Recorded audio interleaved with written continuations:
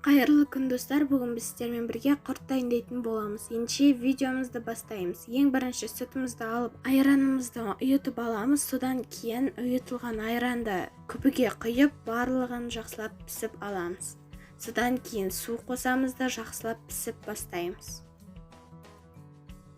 Әр жарты сағат сайын күбімізді пісіп отырамыз, және де піскеннен кейін бетіне сары майы шыққаннан кейін оның сары майын алып аламыз.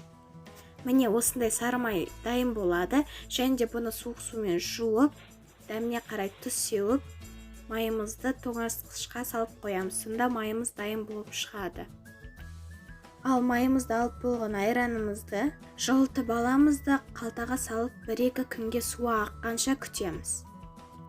Суы толығымен ақ болғаннан кейін бір ыдысқа салып аламыз. Осындай болып шығуы тиіс. Және де дәміне қарай тұзымызды сеуіп, жақсылап араластырамыз. Араластырып болғаннан кейін құртымызды жасап дайындап бастаймыз. Құртты жасау барысында үлкен қалтыртып жасаймыз, себебі кепкеннен кейін құрт кішірейіп қалады. Міне біз дөңгелек формада жасадық құрттың пішінін.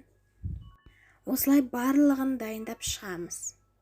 Барлық құртымызды дайындап болғаннан кейін 1-2 күнге құртымызды кептіріп қоямыз. 1-2 күннен кейін біздің құртымыз осындай болып дайын болып шығады.